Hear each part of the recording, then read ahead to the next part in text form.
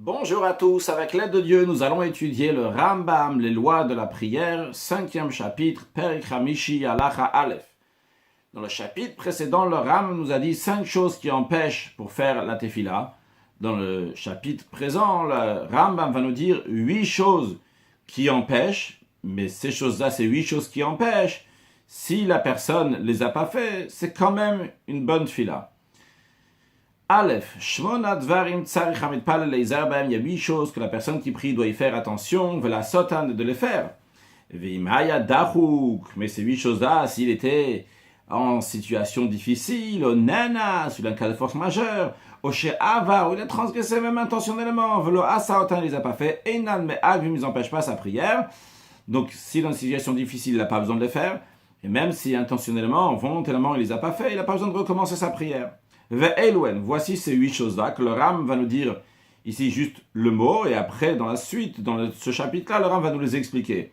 Amida, la position d'être debout, Ve'nochach Amida, être orienté vers le temple, Ve'tikunagouf, la correction corporelle, c'est-à-dire mettre correctement le corps, le membre du corps au moment de la prière, Ve'tikuna Malbouch, la correction vestimentaire, Ve'tikuna Makom, la correction de l'emplacement, Ve'ashvayatakol, le ton de la voix, la manière, comment il faut avoir la voix, Ve'akriya, et s'agenouiller, Ve'ishtachavaya, s'agenouiller ou se courber, on verra, Ve'ishtachavaya, et se prosterner, quand on verra dans la suite c'est quoi se prosterner. Halacha bet, Amida Keitzad, de quoi s'agit-il lorsqu'on dit qu'il faut être debout? Le Rambam nous dit, la prière doit être faite debout. Ben non, c'est Yoshev Basfina, s'il était dans le bateau, que le bateau donc n'est pas stable sur l'eau, ça va un peu à droite, un peu à gauche. Au Bagala, il était dans une voiture. Alors, Im Yachol Lamod, s'il peut se tenir bien et bien se concentrer dans sa prière, Yamod, qui se met debout. Veimla, mais sinon, s'il va se mettre debout, sa prière ne va pas être concentré, il ne va pas pouvoir se concentrer, Yeshavim Komo, qu'il s'assoit dans le bateau, dans la voiture, vide palel, et qu'il fasse la prière.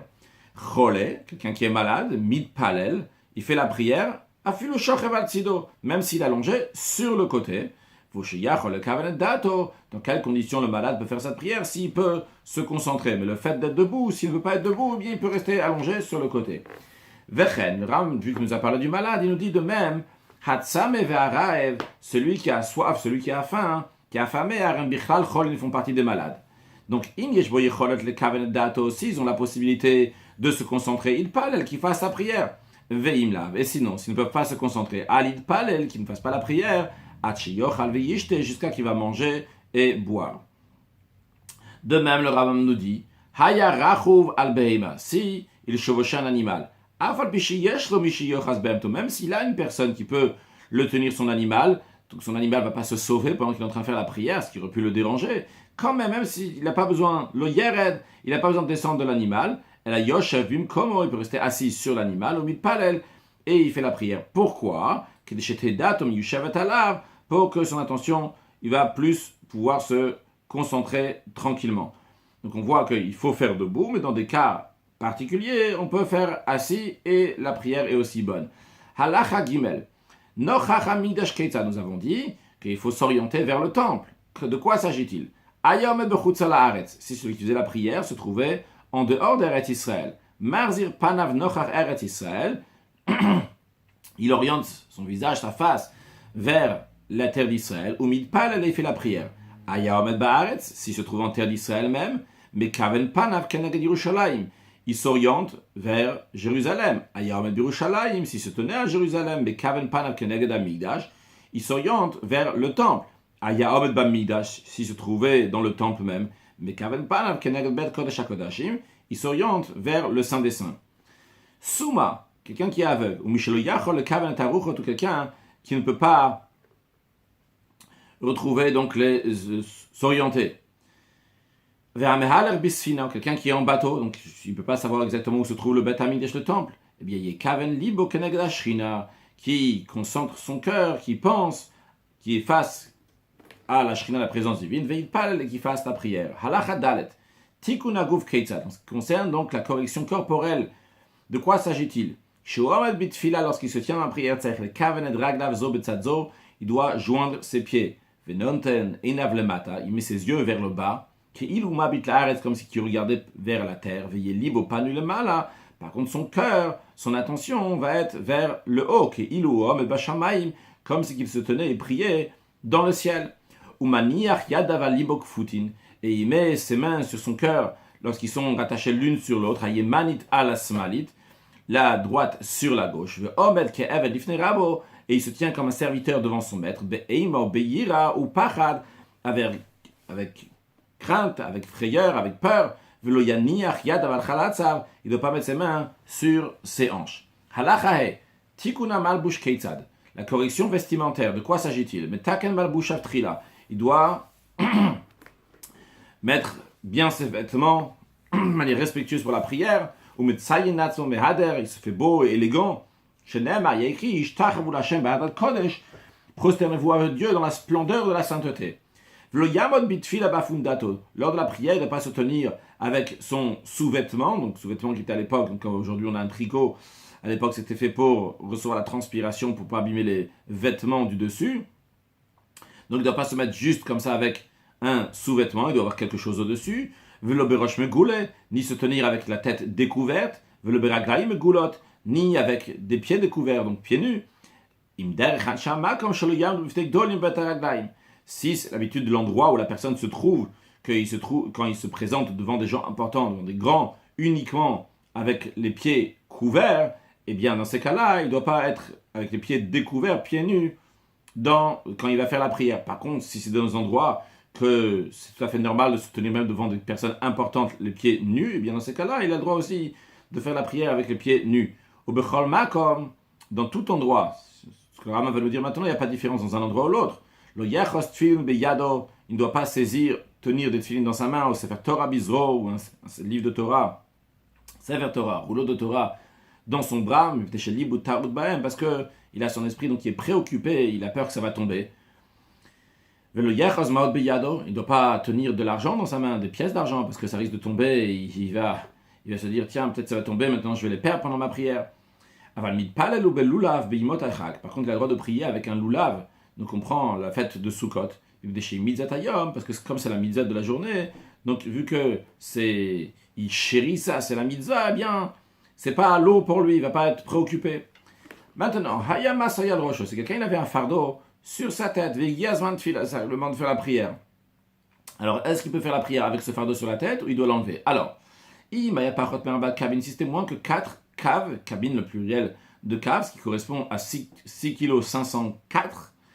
Donc si c'était moins que 6,504 kg, Mafshilo Lachor, il le jette derrière, donc sur ses épaules, sur son dos, au mid-palel, et il fait la prière lorsque c'est encore sur lui, parce qu'il pourra encore se concentrer. Par contre, à Yarba Kabin, si c'était à partir de 4 caves, donc de 6,504 kg ou plus, Manicho Al-Gabe Kakala, il doit prendre ce fardeau, le poser sur le sol, après il va faire la prière.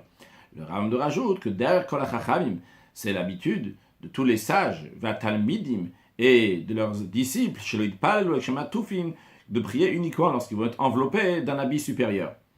Halacha Vav, Tikuna Makom, en ce qui concerne donc la correction de l'emplacement. Keitza, de quoi s'agit-il? Yamod B'Makom Namour, il faut qu'il se tienne dans un endroit qui est bas. V'yarzir Panav la Kotel, et qui va se retourner vers le mur, c'est-à-dire qu'il va prier proche du mur, qu'il ne va pas avoir quelque chose qui va être entre lui et le mur qui va pouvoir dissiper son intention. Il faut aménager des fenêtres, au ptachim ou des portes, en direction de Jérusalem, pour prier face à elle. Il est dit à propos de Daniel que il a aménagé des ouvertures dans son grenier, dans son étage, face à Yerushalayim, pour prier là-bas. Encore une chose, le Ram nous dit, il faut toujours fixer un endroit pour sa prière. Il ne faut pas prier dans une ruine. En vérité, on n'a pas le droit de rentrer dans une ruine toujours, mais même pour ce qui vient nous dire ici le Ram, c'est que même pour la prière, on ne rentre pas dans une ruine. Ni à l'extérieur du Bet HaKnesset, lorsqu'il met dos à la synagogue. On verra dans le prochain chapitre exactement c'est quoi donner le dos à la synagogue. S'il est à l'extérieur de la synagogue, quand il prie, il doit que son visage, sa face, va être face à la synagogue, quel que soit le côté. Encore une chose, le Ram nous dit, il est interdit de s'asseoir à côté de quelqu'un qui se tient en train de faire sa amida. Au lavant le fanav, de passer devant lui, la personne qui prie,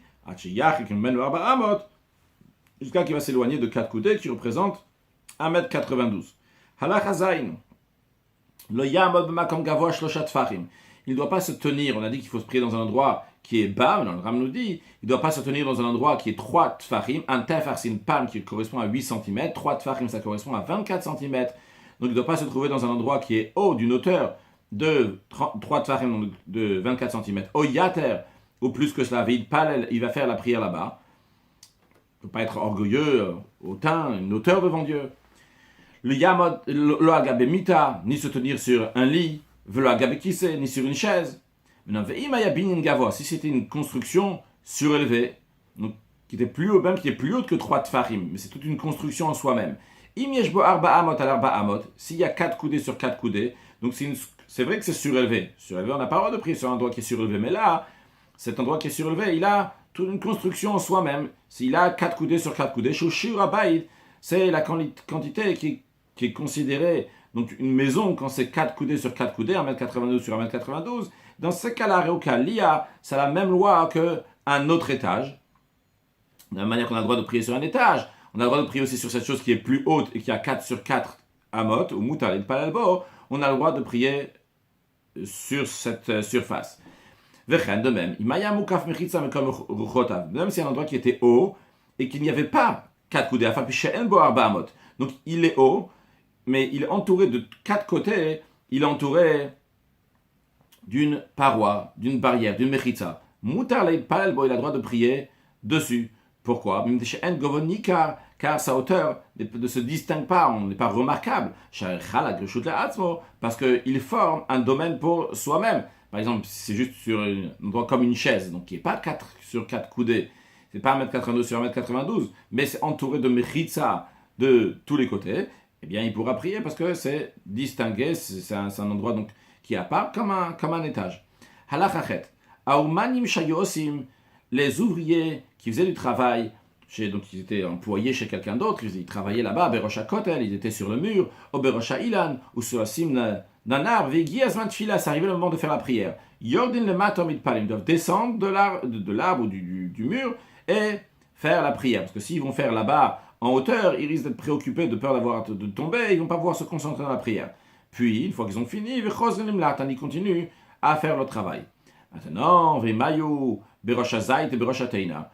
S'ils étaient sur 2 arbres particuliers, donc qui est c'est un olivier ou un figuier, le point commun de ces 2 arbres, c'est qu'ils ont beaucoup de branches, beaucoup de feuilles, et c'est dur donc de descendre là-bas, de là-bas de cet arbre-là. Mais ils peuvent prier à l'endroit où ils se trouvent, donc sur la cime de l'arbre, parce que le dérangement est trop important, donc on ne leur demande pas de redescendre, parce que s'ils vont tout le temps de descendre, après ils ne vont pas travailler donc pour l'employeur, donc on leur dit de rester là-bas, faire la mida, et après ils continuent à travailler. Maintenant, même ces gens-là, ces ouvriers, quelle partie de la prière ils font? Alors, voyons, si leur salaire que l'employeur donnait, c'était uniquement leur repas, ils ne donnaient pas d'argent, juste leur repas pour travailler. Dans ces cas-là, ils font les 3 prières. À chaque fois que ça arrive le moment de la prière, ils font les 19 bénédictions. On ne dit pas, non, peut-être qu'ils ne vont pas travailler pour l'employeur. Si c'est que le repas, ils font les 3 prières en entière. Par contre, si en plus de la nourriture que l'employeur leur donnait, il leur donne aussi un salaire, dans ces cas-là, ils font la prière de Havidenu qu'on a déjà appris dans le chapitre 2, donc une prière qui est beaucoup plus courte. Ou benkar, d'une manière ou d'une autre. Ça veut dire que ce soit qui sont payés en plus de leur nourriture, ou bien qui n'ont pas de salaire en plus de leur nourriture, d'une manière ou d'une autre, ils ne vont pas être chazans, ils ne vont pas être ministres officiants donc pour diriger la prière. Et une deuxième chose, vendos ils mettent kapen, ils ne vont pas faire la bénédiction des Kohanim, donc si c'est un Kohen, un prêtre, donc il fait la bénédiction du Kohen dans la prière, ils ne la feront pas, parce que ça a déjà beaucoup de travail sur le compte de l'employeur. Halachatet. Hashvayat akol keitzad. Maintenant, le ton de la voix, de quoi s'agit-il? Loyak bia kolobit filato. Il ne faut pas élever la voix dans la prière. Veloid palel belibo. D'un autre côté, il ne faut pas prier aussi dans son cœur. Elle a articuler les mots avec ses lèvres, mashmia le ozna, faire entendre à ses oreilles, belachash à voix basse. Velo yashmia kolo, sans faire entendre sa voix que les autres vont l'entendre. Elle a une kanayachole, uniquement si c'était quelqu'un qui était malade, ou bien quelqu'un qui ne peut pas se concentrer, achi yashmia kolo, uniquement s'il va entendre sa voix, il pourra se concentrer. S'il est malade ou quelqu'un qui il peut se concentrer uniquement s'il entend sa voix. Dans ce cas-là, il a le droit de faire la Hamida, la Shounes, sa prière à voix haute. Ou Bilvad, mais c'est sa condition. Chez le Yebet Sibour, cette personne-là qui fait à voix haute, il n'est pas en communauté. Pourquoi il ne peut pas faire ça en communauté? Mikolo, pour pas que les gens de la communauté vont se troubler par la voix de cette personne qui fait la prière à voix haute. Ils veulent se concentrer dans leur prière et non pas entendre la voix de l'autre. Halach Yud. Kriya Keitzad. En ce qui concerne donc se courber, de quoi s'agit-il? Hamid Palel, celui qui fait la prière. Korea Chamesh Kriyot. Il doit se courber 5 fois, Bechol Tfila, à chaque prière. Dans quel endroit sont ces 5 fois? Puis Bracha Rishona, de la première bénédiction. Batrila ou Basof, au début et à la fin. Quand il commence la Hamida, quand il dit Baruch Ata, donc c'est là il va se courber. Puis il dit Baruch Ata Shem Magen Avraham, dans le Baruch Ata, il va se courber. Hubeodaya, vers la fin de la prière, dans l'avant-dernière bénédiction, celle qui s'appelle Modim, Batrila ou Basof, au début de Modim, et à la fin, quand il dit Baruch Ata Hashem Atov Shimcha Olchana Elodot, lorsqu'il dit Baruch Ata, aussi il va se courber. Ou Kshegomer Atfila, la 5e fois, lorsqu'il conclut la prière, avant de dire Ose Shalom, Korea, il se courbe, ou Posea Shalosh Psiot Lachora, il fait 3 pas en arrière, Ksho Korea, tout en étant courbé. Venoten Shalom Mismolatzo, il salue à sa gauche, tout en étant courbé, il salue à sa gauche. Après il salue donc du côté à la droite de la personne qui fait la mida. Après il relève sa tête. Donc après qu'il a été courbé, il relève sa tête. Maintenant, ce qui concerne les 4 premières fois qu'il se courbe. Korea bebaruch. Il se courbe quand il dit le mot baruch. Zokef. Lorsqu'il se redresse, Zokef Bashem, il se redresse lorsqu'il dit le nom de Dieu. Donc Baruch Ata. C'est le moment donc Baruch, il se courbe, et quand il dit Baruch Ata, après quand il dit Hachem, il va se redresser. Medvarim Amurim, dans quel cas cela s'applique? Il s'agit qu'il se courbe uniquement dans ces 4 fois pendant la Mida, Behediot, dans quelqu'un d'ordinaire. Aval Kohen Gadol, mais un grand prêtre, Korea, Betrilat Kol Bracha, Besof Kol Bracha. Il se courbe au début de chaque bénédiction, à la fin de chaque bénédiction. Ve'amelech, et le roi, Kevan Sheshacha, il commence la prière et il se courbe. Et Birishona, au début de la première bénédiction, et il ne moque bien roche, il ne relève plus sa tête. Shegomer Tfilat, jusqu'à qu'il finit sa prière. De plus en plus qu'il est grand, de plus en plus, il a cette soumission à Dieu qui se courbe. Halacha Yudalef. On a dit dans la Halacha Yud qu'à la fin de la Mida, dans la 5e fois que la personne va se courber, et bien après, en étant courbé, il va saluer sa gauche et après sa droite. Alors le Rambam demande dans la Halacha Yudalef, pourquoi d'abord il donne le salut à sa gauche et après à sa droite. Réponse, la gauche de la personne qui fait la prière, c'est la droite de celui qui est en face de lui. Kellomar, donc cela veut dire, il est devant le roi. C'est vrai que c'est la gauche de la personne qui prie, mais c'est la droite du roi, de Dieu, donc qui est en face de lui. Et après, à la gauche du roi, en faisant donc du côté droit de la personne qui prie, donc c'est la Shrina, la présence divine, le Dieu qui est en face de lui, le roi. Vekavu, donc ça, ont instauré, ont fixé, chez Ipater Minat Fila, que la personne va prendre congé de la prière, comme on prend congé lorsqu'on quitte le roi. Halacha Yudbet, Kol Kriota Elu, chaque fois qu'on se courbe, il doit se courber, jusqu'à qu'ils vont faire saïd, donc vont se ressortir de son dos, Kol Chuliot Shebashidra, toutes les vertèbres de la colonne vertébrale, et que le corps va former un arc. Mais non, il s'est courbé légèrement parce que c'est difficile pour lui. En se donnant de la peine pour le faire. Et il semble, les gens qui le regardent, donnent l'impression que lui a déjà donné toutes ses forces pour se courber, et il n'a pas de quoi craindre qu'il n'a pas fait ce qu'il fallait, c'est bon, il a fait ce qu'il fallait. Il est quitte donc juste même de cette courber légèrement. Halacha Yud Gimel. Ishtachavaya, au début on a dit que parmi les choses de la prière, il y a aussi Ishtachavaya, prosternation. Keitza, de quoi s'agit-il?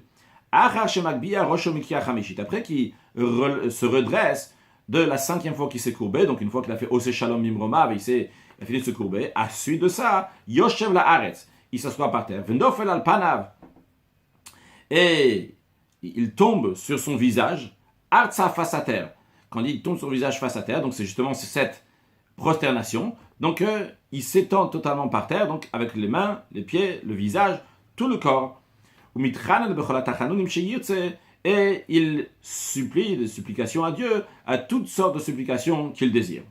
Le Rambam nous dit, Kriya Amura Bechol Makom. À chaque fois que dans les paroles de nos sages, dans les paroles de la Bible, on retrouve l'expression de Kriya, qu'on a traduit courbé, parce que jusqu'à présent c'est courbé, mais le Rambam nous dit de manière générale, qu'est-ce que ça veut dire Kriya? C'est Albirkaim, c'est sur le genou. Qu'est-ce que ça veut dire, c'est sur le genou? Ça veut dire que ses genoux vont toucher le sol, et son visage aussi va toucher le sol. Donc, ses genoux, et après le visage, touchent le sol. Ça, c'est la kriya, l'expression donc de s'agenouiller, qui est dit partout. On a traduit dans l'Acha Yud, kriya, donc c'est courbé, parce que comme ça, j'ai compris en tous les cas dans l'Acha Yud, basé sur l'Acha Yud Bet, que le Ram parle de courber et non pas s'agenouiller. Mais le Ram, il nous dit ici, de manière générale, dans tous les autres endroits, comme je comprends en tous les cas, dans tous les autres endroits qui est écrit kriya, c'est s'agenouiller, non pas seulement se courber. Kida, après l'expression de kida, c'est alapaim, sur le visage. Qu'est-ce que ça veut dire sur le visage? Là, la personne il va courber sa tête et son corps jusqu'à que sa tête va arriver par terre sans mettre les genoux par terre. En effet, c'est extrêmement difficile de faire ça. Donc, kida ici, il n'y a pas les genoux par terre, il n'y a que la tête qui va aller par terre. En principe, ça s'appuie juste sur les pouces. Puis, troisième chose, Ishtachavaya, celle qui nous concerne ici. Donc, le Rav va nous expliquer. Donc, la Ishtachavaya, se prosternation, c'est Pishut Yadayim Veraglaim, c'est étendre ses mains et ses jambes, Achenimtsa Mutal Alpanav, jusqu'à qu'il se trouve qu'il est allongé, tout son corps donc est allongé, se trouve donc sur son visage, à la Haaretz, face à terre. Halacha Yudalet. She'ose nefilat panim. Achatfila. Donc, lorsqu'il fait ce qu'on appelle cette nefilat panim, donc tomber de visage, après la prière, donc après la Hamida, Yeshmi she'ose kida. Certains font une kida, c'est-à-dire qu'ils se prosternent en s'inclinant. Yeshmi she'ose ishtachavaya, il y a certains qui se prosternent en s'étendant. Donc la nefilat panim peut être fait en tant que comme une kida ou bien comme une ishtachavaya. Le Rav nous rajoute que ve'asur lasot ishtachavaya la vanim. On n'a pas le droit, la Torah interdit de se prosterner, donc de prosternation, donc s'étendre totalement, donc ishtachavaya sur des pierres. Elle a Migdash, le Sandron, on a le droit de faire ça, de se prosterner, de Ishtachavaya, donc Pishut Yadayim Veraglaim, étendre ses mains et ses jambes, en s'étendant, c'est uniquement dans le temple, comme on a déjà appris dans le livre de Mada, dans le droit de la Vodazara, l'idolâtrie. Encore un point, le Rambam dit, Vein Adam Chashuv Rasha Elipol Alpanav. Quelqu'un d'important n'a pas le droit de tomber sur sa face, et la Imken, ou Yodea Be'at Moshe Tzadik, uniquement s'il sait lui-même, donc il est juste, qui Yeshua, comme Yeshua Binu, donc le successeur de Moshe Rabbeinu, que lui, lorsqu'il a demandé à Dieu, il s'est mis sur son visage, tout de suite Dieu lui a répondu. Aval mate ou panav meat. Mais ce qu'il peut faire, donc c'est incliner légèrement son visage vers le bas. Mais pas plaquer son visage sur le sol. Le Ram rajoute que quelqu'un a le droit de faire la prière dans un endroit et de faire des filatapayim, donc tomber sur son visage dans un autre endroit. Donc, on rappelle que c'est une nefilatapayim, parce que le Ram nous a dit dans la Chayut Gimel, c'est pour demander des tachanoun et des supplications à Kadosh Baruch Hu, ce qu'on appelle nefilatapayim. Halacha tedvav, minag pashut bechol Israël. C'est une pratique acceptée dans tout le peuple juif. She'en nefilat panim, qu'il n'y a pas cette notion de nefilat panim, beshabbatot ou moadot, dans les jours de Shabbat et les jours de fête, velo berosh Hashanah, ni à Rosh Hashanah, velo berash chodashim, Chanukah bepurim, ni le premier jour du mois, qui est un jour donc particulier, ni la jour de fête de Chanukah, ni la fête de Purim, velo be mincha shel arve Shabbatot v'yamim tovim, ni à la prière de mincha qui précède, donc qui est la veille de Shabbat ou les jours de fête, velo be arvit bechol yom, ni dans la arvit dans la prière du soir de chaque jour. Le Ram rajoute quand même que v'yashi chidim, il y a certains chez noflim al pnei be arvit qui font des filatapayim même à la prière du soir. Maintenant, le Ram rajoute que yom kippurim bilvad, uniquement le jour de Kippour, noflim al pnei bechol tfila tfila. On fait la nefilat apayim, donc dans chaque prière, même des choses yom trino bakashavetan, parce que le jour de Kippour, le jour du grand pardon, c'est un jour donc de supplication, de demande et de jeûne. Conclure avec une idée approfondie, donc faut dire, en tous les cas, dire quelques mots sur cette Nefilat Apayim.